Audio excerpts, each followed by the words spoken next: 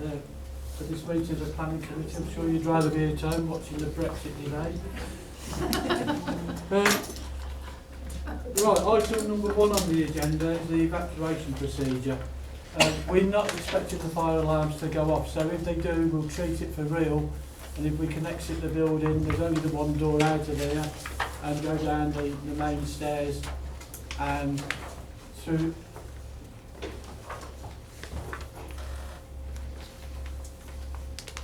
You drafting? No, just get noise from outside.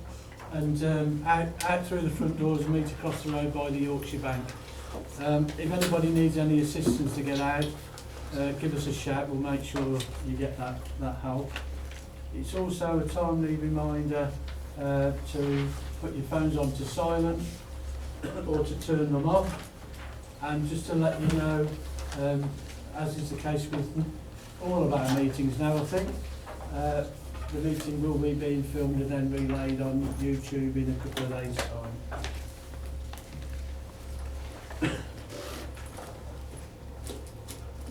We've also having a few problems trying to get the gadget up and running, so if we don't, then members will have to rely on perhaps having a walk around and looking at the plans that are displayed on the board. Okay, item number 2 is receive apologies. I've had apologies, well, Wendy, we've had apologies from councillors Glass, Pomfret and Wilson. Yeah? Yes. I think everybody else is here. Item number 3 is to confirm the minutes of the meeting on the 8th of January. You happy that I signed those? Yes, Chair. Yeah.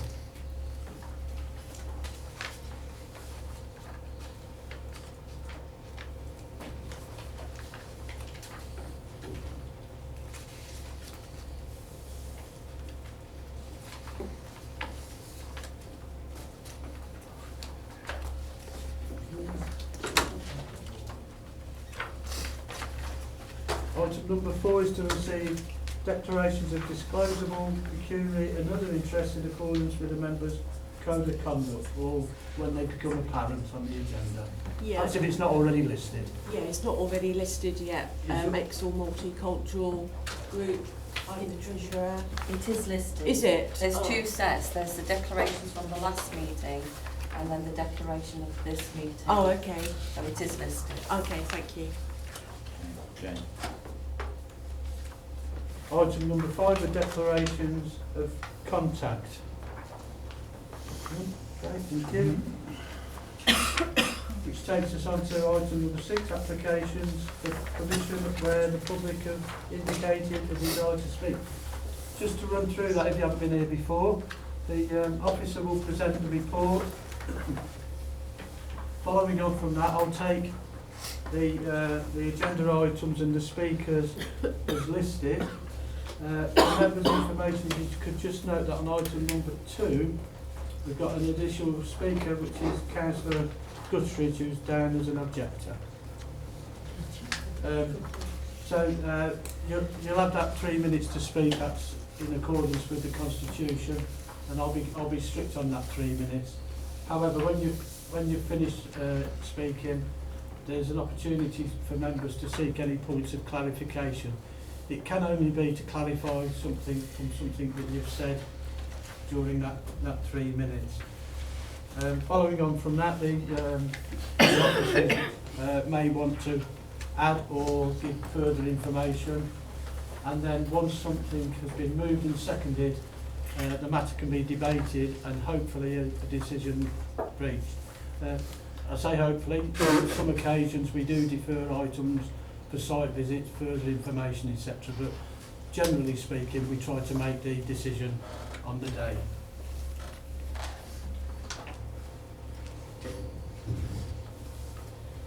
Okay, that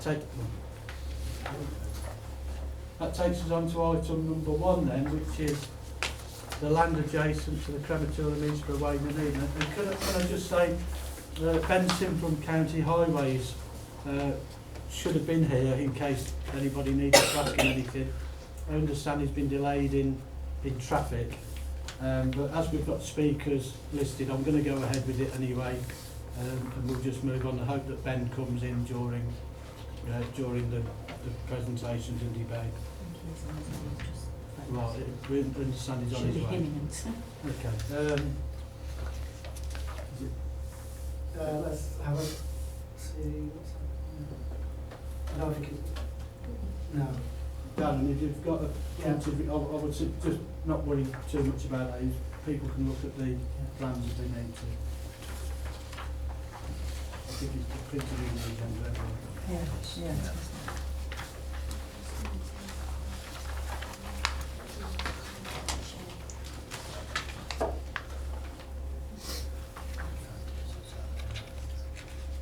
Thanks.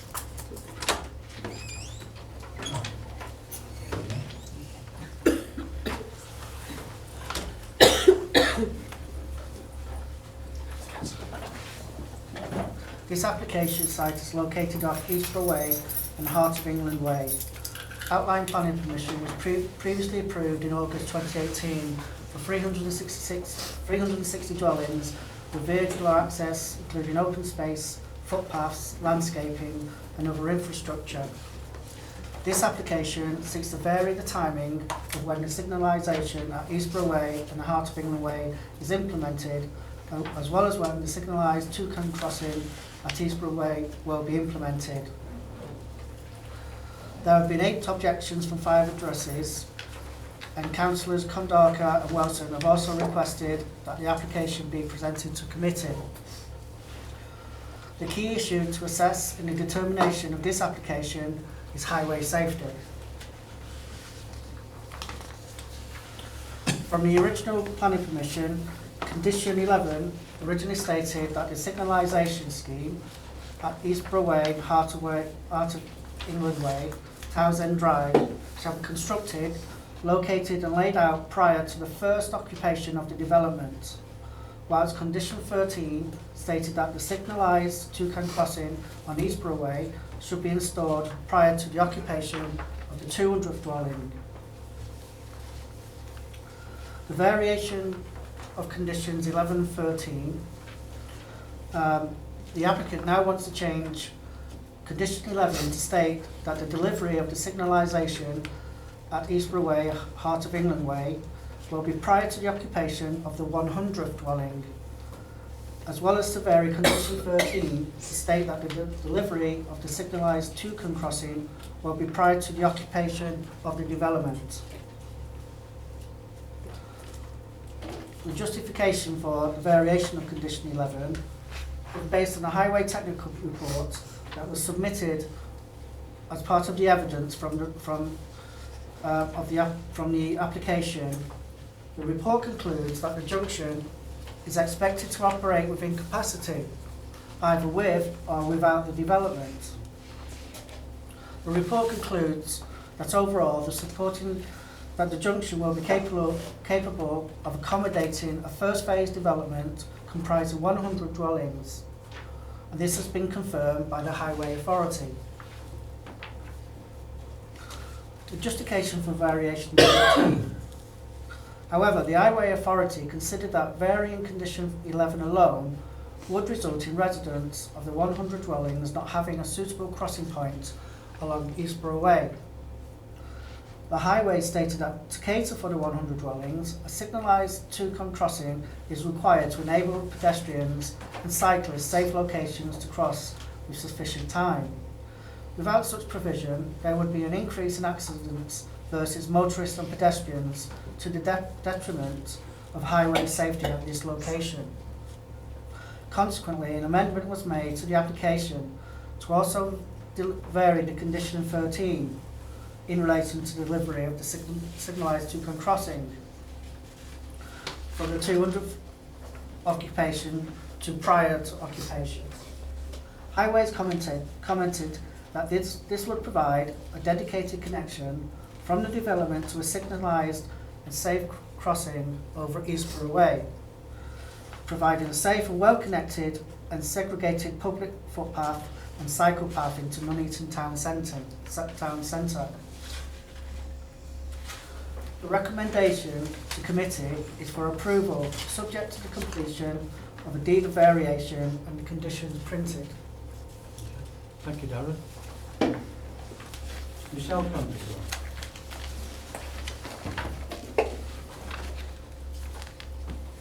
Thank you. I have huge, concerns about this change.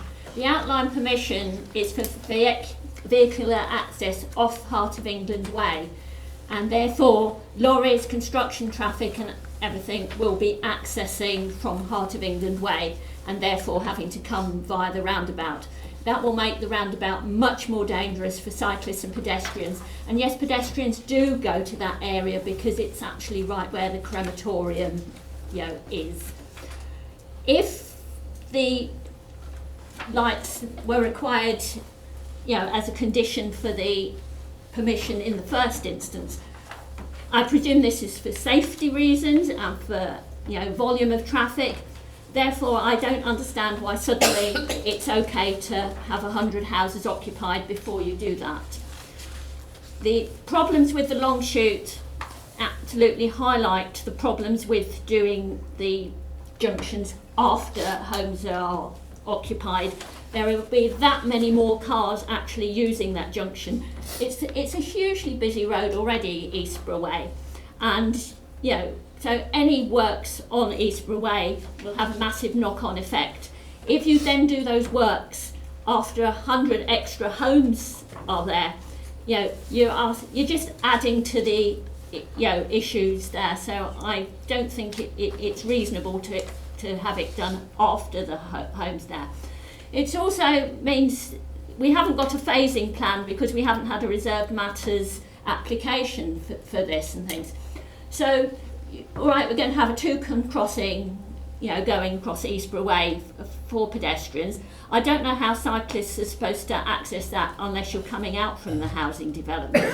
But there's no phasing plan, so one has to assume that the new homes are all going to be built by the crossing. But all that traffic is going to, for those homes, is going to have to still, access via Heart of England Way. So I think, they're just too many issues there. So it's safety, particularly for cyclists. All right, there'll be a toucan crossing going across there and things. How are you supposed to actually get onto the toucan crossing if you're coming down Eastborough Way? There's no cycleway, so you're on the road and things. You can't, you've got to get off the road in order to be able to then use the crossing. So it really has not been thought through, and it's not safe, in my opinion. I think that's it. Okay, thank you. Are there any points of clarification? No? Not, thank you very much. Councillor Keith wants to come. Thank you very much, Planning Committee. This modification has come 2 years or so after the permission's gone in. It's absolutely appalling the amount of information we've had. Documents haven't been made available to us in terms of what the changes were, and we don't know what's inside the development. So effectively we've got an unknown development to the east of the Eastborough Way. We don't know its layout, we don't know where they're going to build the houses to start with, we don't know where the construction access will be. All we know is the only way pedestrians can get across and round this is going to be this crossing. And so it's really important that we have some detail. Only this evening we have this amendment, which wasn't in the original plan, which shows a footpath possibly down the east side of Eastborough Way. That is really, really good, because that will link this site to the Crow's Nest, the chip shop and what used to be the little co-op. So that is a really good bit of infrastructure, having a footpath on both sides of Eastborough Way. But there's no condition about that, there's no time scale on that. If you are going to approve the not having a proper development, we need to be vitally conditioned and nailed down that we have not just the crossing so people can cross from the development to the industrial units and through to where the Crystal Palace is, where the application there, that's where the path goes. But also that footpath going south to Crow Hill and where the facilities are, the local centre. And if you were to cross the crossing, there is no other crossing to cross back to Crow Hill. So that footpath is vital. Having one footpath to take you onto the west side of the Eastborough Way and no way to get back to the east side to get to the Crow's Nest and the local development, the local district centre I think it's called, is mad. We really, really need to do a better job of this. And we have conditions in the paperwork about approval of this and approval of that prior, so the developer has to write to the council to get things approved. I think one of the conditions is like condition 17 and condition 29. But if they only go to officers, we then don't get a chance to say, is this okay for walkers? Is this okay for cyclists? We should have actually come back to the objectors and come with actually a proper transport plan for this if we're going to change the conditions. And as my wife said, we already made this mess when we did the Bellway development. It has been an almighty mess on the long shoot for a year, because you build a housing estate and then you try and build a set of traffic lights, which means you need a freeway set of traffic lights, and people are trying to access the development at the same time as they're building a junction. So we need not to repeat the same mistake. And this is also the entrance to the crematorium, which makes it particularly bad if you're going to wait 2 years, which is what 100 houses cost to sell and build, before you actually put lights on. Thank you. Thank you. Perfect timing. Is there any points of clarification? No? Okay, thank you. Mr O'Connell.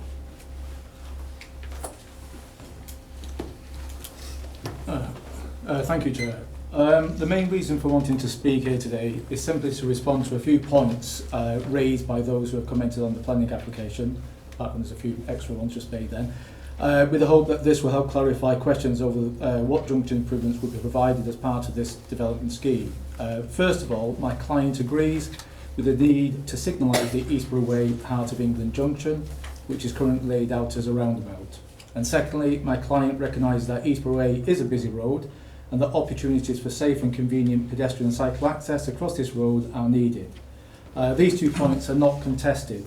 Therefore, while we have requested that the timing of when the junction is signalised is changed under condition 11, we understand and support the rationale for a change also being made to condition 13 to ensure that through the delivery of signalised Toucan crossing, a dedicated and safe crossing on Eastborough Way will be available for pedestrians and cyclists at the site from first occupation. The case officer has provided you with a clear and comprehensive report with a recommendation to grant planning permission subject to the completion of a deed of variation to the original section 106 obligation. On behalf of my client, Warwickshire County Council Property Services, we welcome this recommendation and hope that members will do also. Thank you. Are there any points of clarification? No? Thank you. Darren, anything you need to come back on? No. Ben? No? Okay then. In that case, to enable debate to take place, can I move the recommendation, which is to grant planning permission and being mindful of the part on the addendum? That's seconded. No, sir. Any member?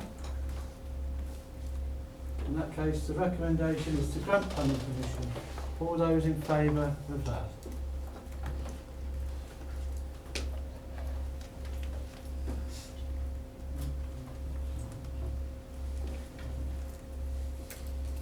And against? Oh, thought you'd already voted. No. Did. No, I didn't know. I thought you had.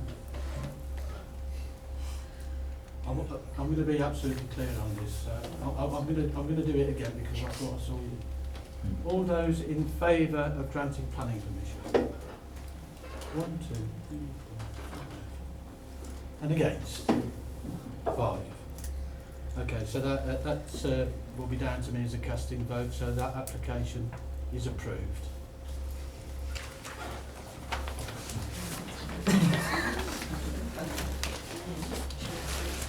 That's all right.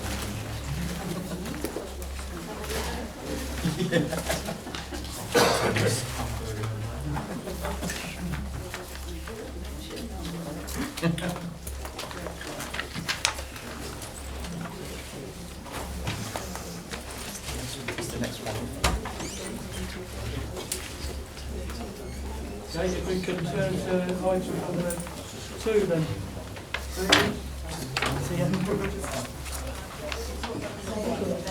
Thank you. 10 Lake Close. I just said my daughter actually lives not far from me, but I haven't had any contact with her at all. Okay.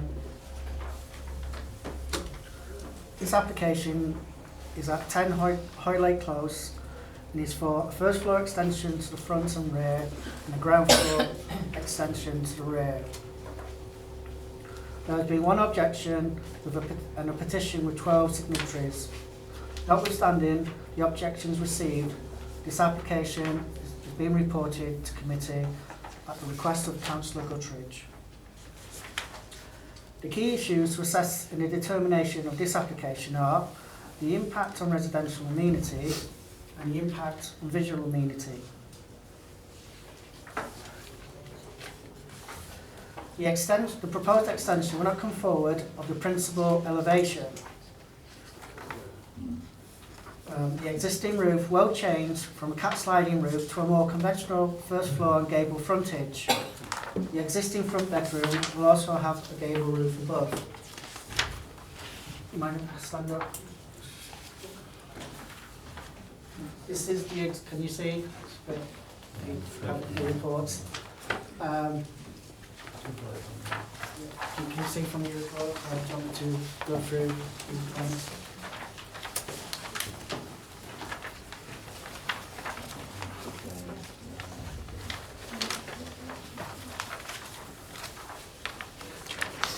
So the first floor, the extension to the front here changes from cat sliding roof here to more conventional gabled frontage with the gable frontage above the bedroom here in comparison to this.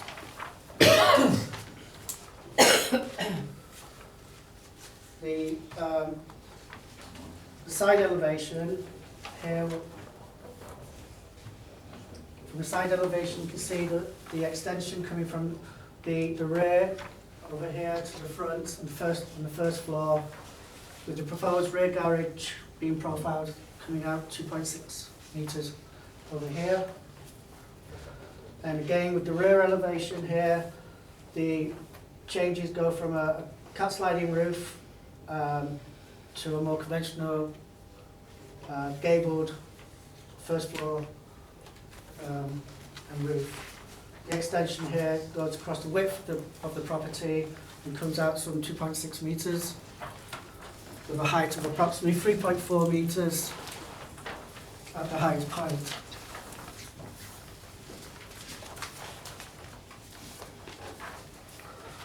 So the assessment looks at the impact this would have on the properties, particularly number 11. With regards to the rear extension, it's considered that there would be no adverse loss of light, and that it also meets the Council's residential design guide standards regarding the breach of the 60-degree line. With reference to the first floor extension, it is considered that it would not go beyond the original rear elevations. However, it will introduce a new side window to serve a bathroom, but this is in a position where it will not overlook number 11 and is therefore considered compliant with the design guide and acceptable in terms of residential amenity.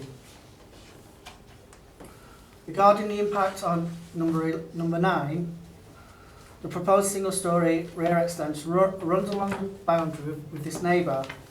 However, the proposed extension will not extend as far back as the existing neighbour's garage. This will obstruct any impact the rear extension would have on number 9. Besides, the dimensions of the garage would allow it to be built on the permitted development.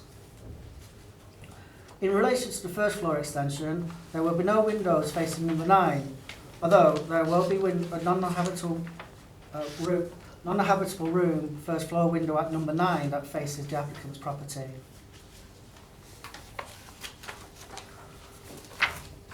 With regards to the extensions to the rear, in order to avoid overlooking and impacting private amenity space, paragraph 9.4 of the Residential Design Guide specifies that habitable room windows above ground floor which overlook neighbouring private amenity space shall be at least 7 metres from the boundary, and that there shall be a minimum of 20 metre separation distance required between the existing ground and first floor habitable room windows and the proposed ground and first floor habitable room windows.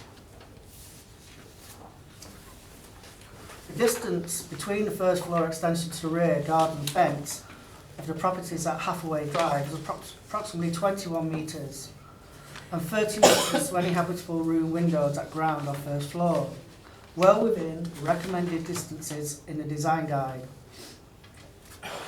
It should also be noted that number 16 has had a partial rear extension which cannot be protected. Therefore, the proposed extension is not considered to cause any impact on neighbouring private amenity space or overlooking to the properties to the rear. In terms of visual amenity, whilst the extensions will be substantial and will in effect change the character of the original dwelling, they will nonetheless remain in keeping with other properties in the street which have had similar first floor extensions.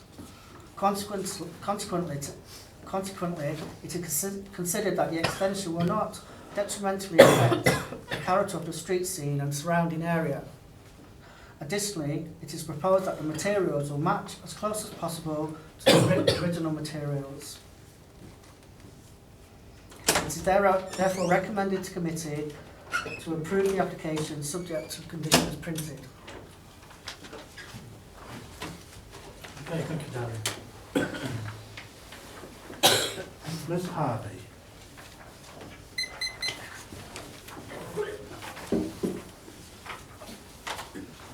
The clock will start when you do.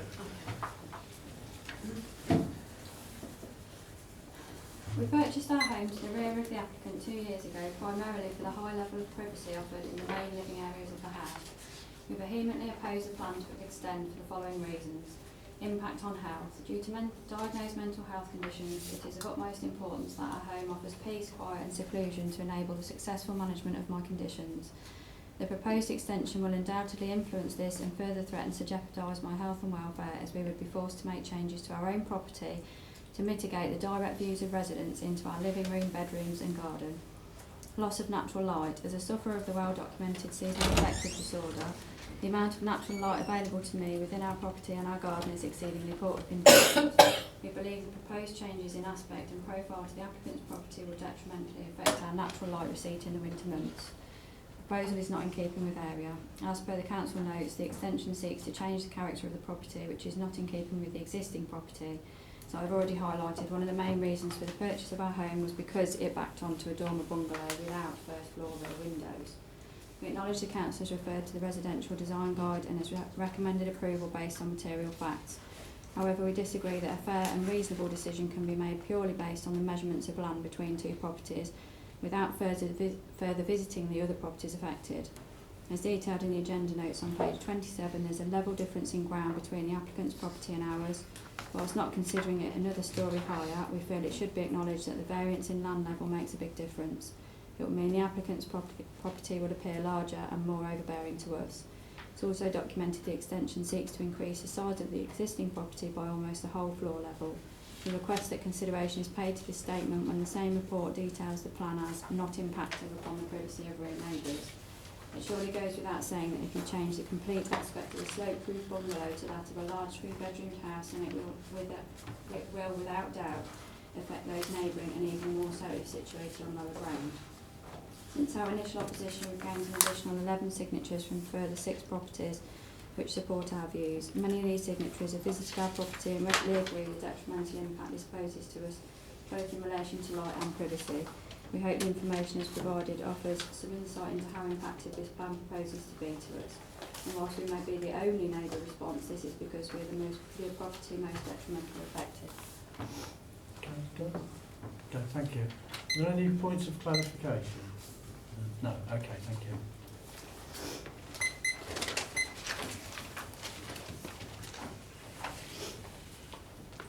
Councillor Goodrich. I'll get there in a minute, Chair.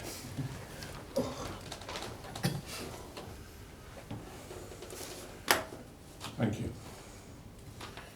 Chair, members of the Planning Committee, thank you for letting me speak on the plans of the two-storey extension to the front and rear and single extension to the rear of 10 Hoylake Close. You've just heard from the occupants who have spoke very well. I think that the rear development would materially harm the living conditions of the rear neighbouring properties in Hathaway Drive. It would dominate the area, would impact on the neighbouring properties on Hathaway Drive by the loss of privacy, and would be overlooking their bedrooms. And I have been and looked from the bedrooms at the proposed development. I'm also amazed at some of the measurements on the plans. They are stated as being roughly. This is obviously not a measurement, but a rough guide. I would ask the committee to come and visit this proposed development and view for themselves the overbearing development that this young couple would have to live in. I urge you to have a site visit, please. Thank you. Thank you. Are there any points of clarification? No. Okay, thank you. Thank you, Chair. Alan, anything you wish to? No? Okay. In that case, to enable debate to take place, can I move the recommendation, which is to grant planning permission? Is that seconded? Seconded. Any member? Councillor Graham. Thank you, Chair. I'm happy to move a site visit if it's the will of the Planning Committee. I'd be interested to see this for myself, and as Councillor Guttridge has said, I feel that the details aren't concrete enough to make a proper decision tonight. The residents certainly feel that this would have a negative impact on their lives, and as such I think that we need to see for ourselves that we can judge whether the report here is accurate or whether there's more to this than what's said in the papers. So I'm happy to move that if anyone's willing to second. Sorry, can I just ask what extra detail that you're asking for? Well, that's not been reported verbally or in the report. Well, it's the measurements given are given as roughly rather than precise. The reason we have to say things like roughly and approximately is because the plans are at such a small scale. We can't say that anything is exact because the thickness of a line on that plan could make half a metre's worth of difference. So we can't give you any exacting figures at any point because plans are so small by comparison to the real development. So even if you deferred it for that reason, that wouldn't change when it came back. Okay, thank you. Right, I did see some hands going up. Councillor Beaumont.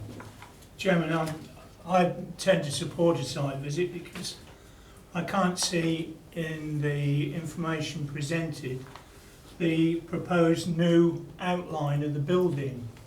It doesn't seem to indicate how close to the back of the, through the back garden, the whole thing is going to be. Yeah, while somebody's speaking, I've got a problem, you go and have a chat, we'll do it outside. So hopefully we would arrive at a site visit with a bit more information about the proposed extent of the new build. Had the technology been working, that would have been on display for you. Okay. It is 18 metres and from the edge of the proposed extension to the fence. Oh, it's and 21 metres. That's considerable. To the original. Well, sorry, that's my view. Yeah. Any other member? Councillor Smith. I would support a site visit. I think with these sort of things, I think we owe it sometimes to the objectors to see their point of view. It isn't always clear on these plans, but it does look like a sizeable extension, front and rear. And I, for one, would like to go and have a look at it and just get their point of view. I think we owe it to the objectors sometimes to show that we're interested. I hope we're interested in every application. Councillor Tandy. Thank you. I think what would have been helpful as well, again, it might have been something had it have been on the screen, because I noticed that Ms Harvey, the objector, lives in Hathaway Drive. the application is in Hoylake Close, but there is absolutely nothing on this map here to suggest to me where Hathaway Drive is on that map that's on there. Yeah, I know it says Hoylake Close, and I can see where number 10 is. I'm assuming that the rear of the garden is there, but I do think there should have been a better explanation as to the actual naming of the streets around the area, so we had a definitive way of looking up exactly where the objection was. Maybe it would have been useful if Hathaway Road had been marked on that drawing, rather than us have to work it out. It would have been clear on the presentation. Well, I'm sorry about that. Well, I would support the site visit, Chair. I'm sick to the back teeth of the technology in this building. We've moved out of the chamber into here because it doesn't work in there. Now we're in here, it doesn't work in here. I've made a note of it and I'll be going to the managing director about it. Right, it's been moved and seconded a site visit, and I believe that the reasons were the impact on the neighbouring properties, and it would materially harm the neighbours. And there was also a mention about, I don't think it came from here, but there was mention about land levels as well, which is a useful one, because we have been caught out in the past, because we get drawings like this, but it doesn't show, you know, we have been caught out in the past on that. So, based on that, you're happy on those reasons? Yeah. Okay. Impact on neighbouring property, land levels, and assess the harm to the surrounding properties. And the rear property. Is it specifically the property at the rear, or is it everybody? Well, we need to see the rear, Well, we'll make a point of visiting. If the site visit is agreed, we'll visit number 10, but then go round to Hathaway Road to number 16 at least. Yeah? Okay. So, we need to decide on the site visit first. All those in favour of a site visit? That's unanimous, thank you. So that'll take place prior to the next meeting. The officer will let you know the detail of that. Thank you. This takes us on to item number 3, number 8, Ribbonbrook.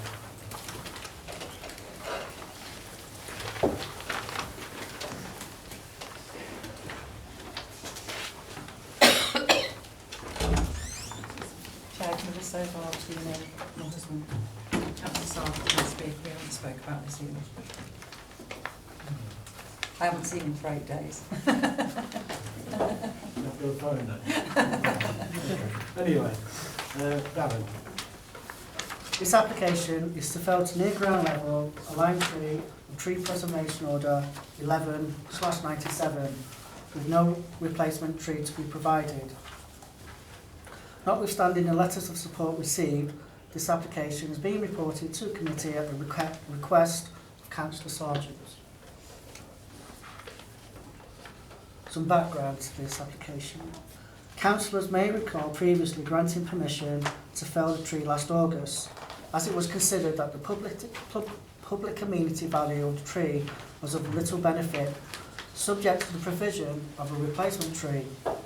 Since then, whilst discussions have taken place between the applicant and the council, there has been no agreement between the parties of a suitable replacement tree. A fresh application is therefore being submitted to fell the tree and not to provide any replacement. The issue this time then is to consider whether there is any benefit of requiring the applicant to replace the lime tree with another tree. Parks and Countryside tree officers were consulted and objected to the felling of the tree without a replacement. The tree officer stated that the reason for removing the tree is that it is a nuisance, but the applicant has not provided any specific evidence or mention as to why. If nuisance simply refers to leaf fall, shade, size, television reception, the odd dead branch, etc., then this would not typically qualify for the removal of a TPO based on Council's tree policy.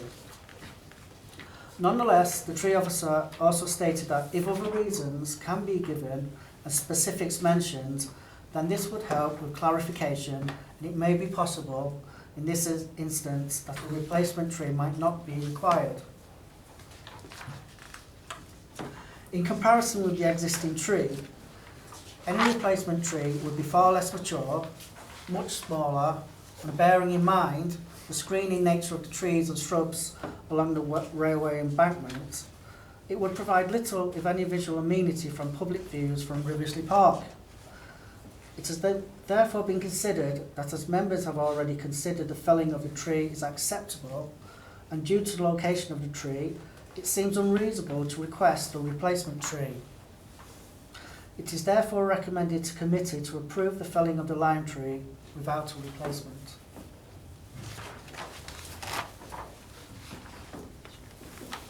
Mr. Scott.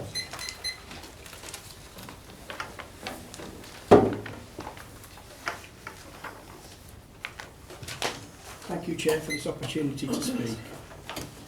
My last visit to the Planning Committee resulted in the overturn of a rejection to fell my lime tree made by the tree officer. The vote was an overwhelming 10-2 vote in my favour. Since that decision, the tree officer has rejected my offers of replanting a choice of 3 Japanese aces, simply stating that these are ornamental trees and do not amount to a like for like. He insists on a similar type and size deciduous tree to be planted after the felling of my lime tree. Please note I have a relatively small garden, 15 by 12 metres, with a 16-metre lime tree in it.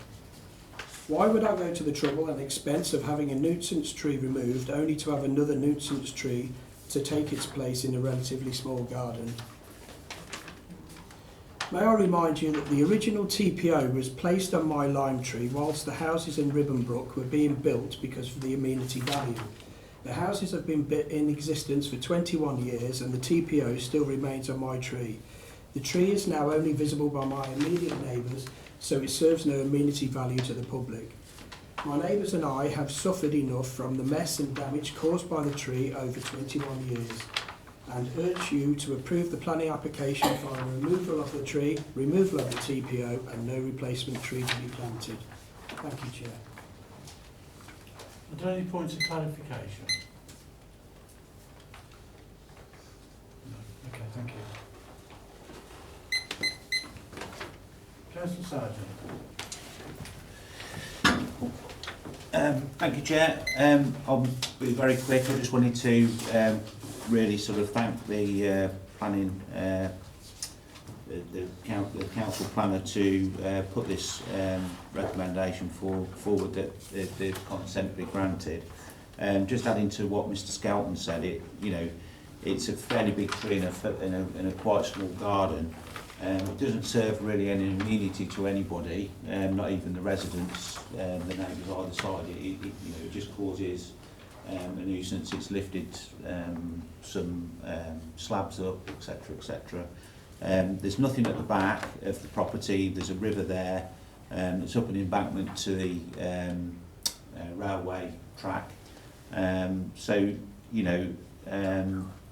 we can't really see why a TPO needs to be remain on that tree, why it can't be removed. So I want to just support the application and hope that the committee will support it as well. That's it, thanks. Okay, thank you. Any points of clarification? Councillor Tandy? No, not a clarification, I wanted to speak. Okay. Okay, thank you. Anything else? No? Is that?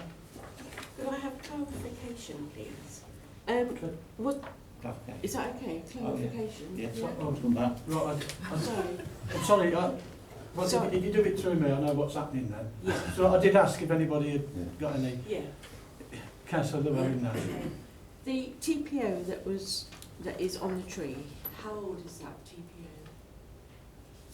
When was it? It was put on It's actually, it's really a question for the officers then. Yeah. Is it? Okay. So I wanted to know whether the tree was there before the houses were built.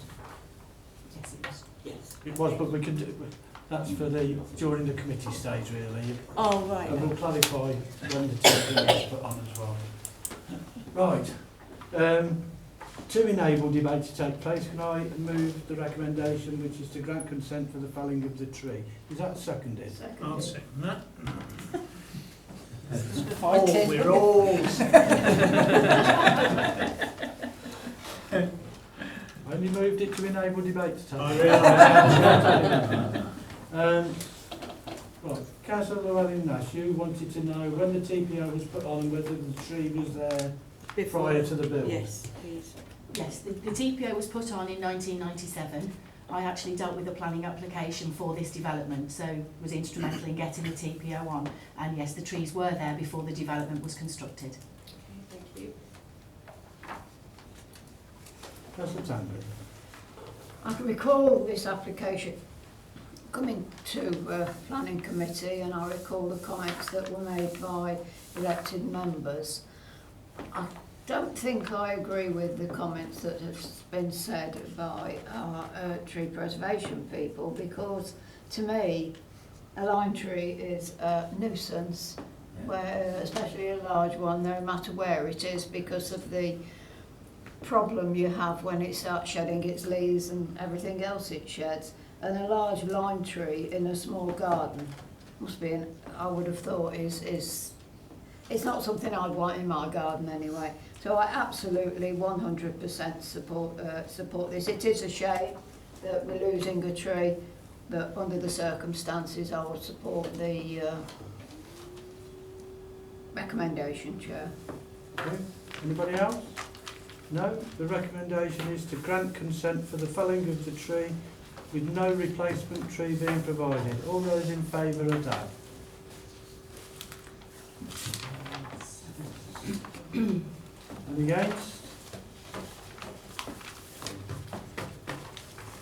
Okay, so consent's been given to do that work. Okay, thank you. I believe that's our last item. We don't have anything extra, so thank you very much for your attendance and declare the meeting closed. Thank you, Chair.